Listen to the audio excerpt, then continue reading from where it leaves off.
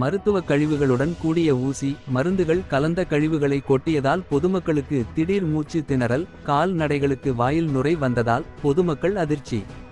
திண்டுக்கல் மாவட்டம் பழனி நகராட்சிக்குட்பட்ட இஸ்லாமியர்கள் அதிக வசிக்கும் பகுதியான மதினா நகர் பகுதியில் ஆயிரக்கணக்கான குடும்பங்கள் வசித்து வருகின்றனர்.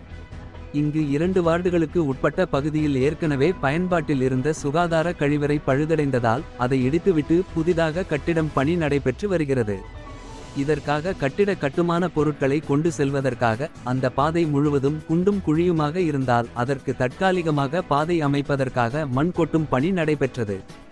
அப்போது அந்த பகுதியில் பெரியபள்ளிவாசல் ஆரம்ப சுகாதார நிலையம் இடித்துவிட்டு புதிய கட்டிடம் கட்டும் பணி நடைபெற்று வரும் இடத்திலிருந்து ஆரம்ப சுகாதார நிலையத்தில் மருத்துவ கட்டிட கழிவுகளையும் ஊசிகள், ஆசிட் பாட்டில்கள், மருந்துகள் பெட்டிகள் கலந்த கடிட்ட மண்ணை இந்த பகுதிக்கு கொண்டு வந்து கொட்டியதால் கடும் துர்நாற்றம் வீசியதாகவும் இதனால் தாங்கள் நேற்று முதல் வீட்டில் குடியிருக்க முடியவில்லை என்றும் அதிகாரிகளிடம் தகவல் சொல்லியும் கண்டுகொள்ளவில்லை என்று பொதுமக்கள் குற்றம் சாட்டியுள்ளனர்.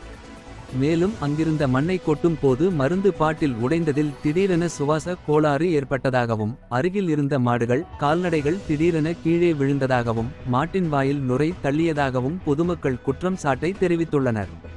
இதுகுறித்து தகவல் அறிந்து வந்த நகர் நல அலுவலர் மனோஜ் உடனடியாக பார்வையிட்டு அந்த மண்ணை எடுத்துவிட்டு மாற்று வழி செய்ய ஏற்பாடு செய்வதாக கூறிவிட்டு சென்றார்.